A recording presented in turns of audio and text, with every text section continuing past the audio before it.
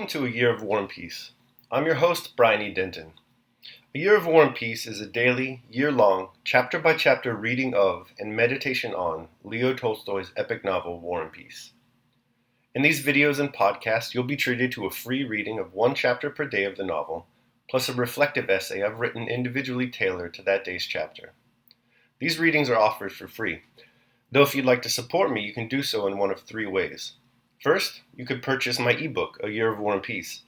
It features the entire novel, plus all of my reflective essays, and it's only $2.99 on Amazon.com. You could also become a patron at patreon.com/BrianEDenton. If you sign up there, you'll receive a sonnet once a month, plus a link to an ebook of my collected sonnets. Finally, if you like, you can make a one-time donation to my PayPal account. The email there is brianedenton@gmail.com. You can also use that email to contact me. I'd be happy to hear from you. Your support is greatly appreciated. Today's reading is of Chapter 9 and a reflection on the same. Chapter 9. The only young people remaining in the drawing room, not counting the young lady visitor and the Countess's eldest daughter, who was 4 years older than her sister and behaved already like a grown-up person, were Nicholas and Sonia, the niece. Sonia was a slender little brunette with a tender look in her eyes, which were veiled by long lashes, thick black plaits coiling twice around her head, and a tawny tint in her complexion, and especially in the color of her slender but graceful and muscular arms and neck. By the grace of her movements, by the softness and flexibility of her small limbs, and by a certain coyness and reserve of manner, she reminded one of a pretty half-grown kitten which promises to become a beautiful little cat. She evidently considered it proper to show an interest in the general conversation by smiling, but in spite of herself, her eyes under their thick, long lashes watched her cousin, who was going to join the army, with such passionate girlish adoration that her smile could not for a single instant impose upon anyone, and it was clear that the kitten had settled down only to spring up with more energy and again play with her cousin as soon as they, too, could, like Natasha and Boris, escape from the drawing room. "Ah, yes, my dear," said the Count, addressing the visitor and pointing to Nicholas. "His friend Boris has become an officer, and so for his friendship's sake he is leaving the university and me, his old father, and entering the military service, my dear. And there was a place and everything waiting for him in the archives department. Isn't that friendship?" remarked the Count in an inquiring tone. "But they say that the war has been declared," replied the visitor. "Ah, they've been saying so a long time," said the Count. "And they'll say so again and again, and that will be the end of it. My dear, there's friendship for you," he repeated. "He's joining the Hussars." The visitor, not knowing what to say, shook her head. "It's not all from friendship," declared Nicholas, flaring up and turning away as if from a shameful aspersion. "It is not from friendship at all. I simply feel that the army is my vocation." He glanced at his cousin and the young lady visitor, and they were both regarding him with a smile of approbation. "Schubert, the colonel in the Pavlograd Hussars, is dining with us today. He has been here on leave and is taking Nicholas back with him. It can't be helped," said the Count, shrugging his shoulders and speaking playfully of a matter that evidently distressed him. "I have already told you, Papa," said his son, "that if you wish to let me go, if you don't wish to let me go, I will stay. But I know I am no use anywhere except in the army. I am not a diplomat or a government clerk. I don't know how to hide what I feel." As he spoke, he kept glancing with the flirtatiousness of a handsome youth at Sonia and the young lady visitor. The little kitten, feasting her eyes on him, seemed ready at any moment to start her gambols again and display her kittenish nature. All right," said the Count. "He always flares up. This Bonaparte has turned all their heads. They all think how he rose from an ensign and became emperor. Well, God grant it," he added, not noticing his visitor's sarcastic smile. The others began talking about Bonaparte. Julie Katerina turned to young Rostov. "What a pity you weren't at the Arkarovs on Thursday. It was so dull without you," said she, giving him a tender smile. The young man, flattered, sat down nearer to her with a coquettish smile, and engaged the smiling Julie in a confidential conversation without at all noticing that this involuntary smile had stabbed the heart of Sonia, who blushed and smiled unnaturally. In the midst of his talk, he glanced around at her. She gave him a passionately angry glance, and hardly able to restrain her tears and maintain the artificial smile on her lips, she got up and left the room. All Nicholas's animation vanished.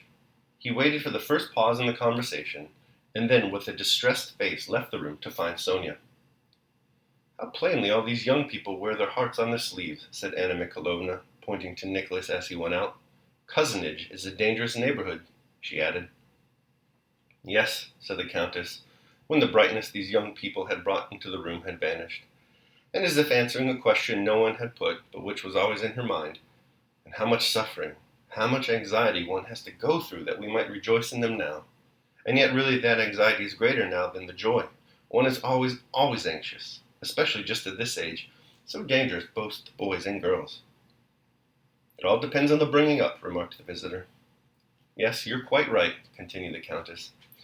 "Till now I have always, thank God, been my children's friend and had all their confidence," said she, repeating the mistake of so many parents who imagine that their children have no secrets from them.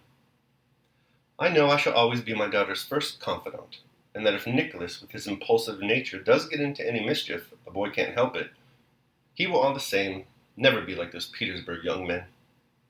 "Yes, they are splendid, splendid youngsters," chimed in the Count, who always solved questions that seemed to him perplexing by deciding that everything was splendid. "Just fancy, wants to be a hussar. What's one to do, my dear?" "What a charming creature your younger girl is," said the visitor. "A little volcano." "Yes, a regular volcano," said the Count. "Takes after me. And what a voice she has, though she's my daughter. I tell the truth when I say she'll be a singer, a second Salomoni. We have engaged an Italian to give her lessons." "Isn't she too young? I have heard that it harms the voice to train it at that age." "Oh, no, not too young at all," replied the Count. "Why, our mothers used to be married at 12 or 13. "And she's in love with Boris already, just fancy," said the Countess with a gentle smile, looking at Boris, and went on, evidently concerned with a thought that always occupied her. "Now you see, if I were to be severe with her and to forbid it, goodness knows what they might be up to on the sly." She meant they would be kissing. "But as it is, I know every word she utters. She will come running to me of her own accord in the evening and tell me everything. Perhaps I spoil her, but really that seems the best plan. With her elder sister I was stricter." "Yes, I was brought up quite differently," remarked the handsome elder daughter, Countess Vera, with a smile.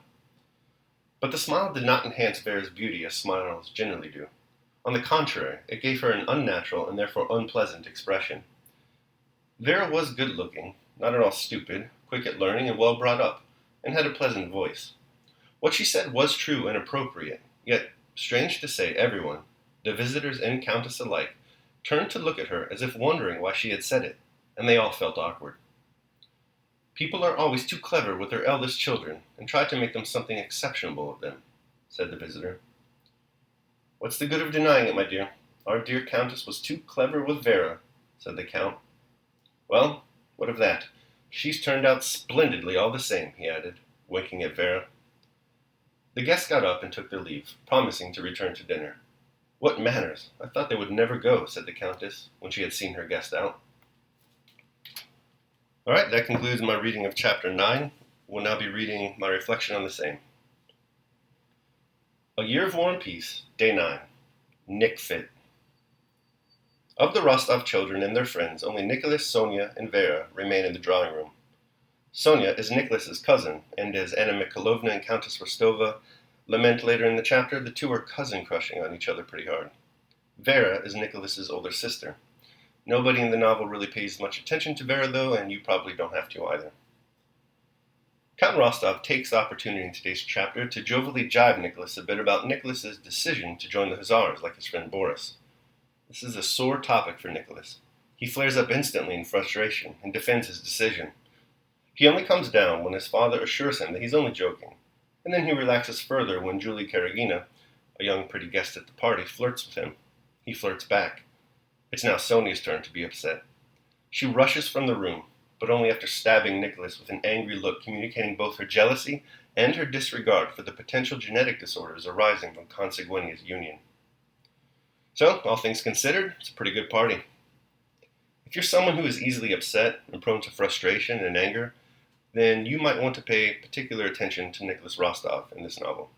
His arc may help you learn to better manage your emotions. As we'll see as we progress this year, Nicholas is a young man who just can't help himself. The smallest slight sets him off. even as in this chapter, when that slide is just his father messing around with him a bit. This is an unwise way to live. For, as Seneca writes, if you allow yourself to become upset at every injustice you encounter in life, your life will be one unending torrent of vexation. Daily meditation. But if the wise man is to be angered by base deeds, if he is to be perturbed and saddened by crimes, surely nothing is more woeful than the wise man's lot. His whole life will be passed in anger and in grief. For what moment will there be when he will not see something to disapprove of? Every time he leaves his house, he will have to walk among criminals and misers and spendthrifts and profligates, men who are happy in being such. Nowhere will he turn his eyes without finding something to move them to indignation. He will give out if he forces himself to be angry every time occasion requires. Seneca, On Anger, Book 2. Alright, so that concludes my reading of Chapter 9 and my reflection on the same. Thanks for listening. Remember that if you'd like to support me, you can do so either by purchasing the ebook, A Year of War and Peace, becoming a patron at patreon.com, or making a one-time donation at PayPal. Your support is greatly appreciated. The links to all that are below. Tomorrow we will be reading and reflecting on Chapter 10 of War and Peace. I hope you'll join me. Until then, take care of yourselves and of others.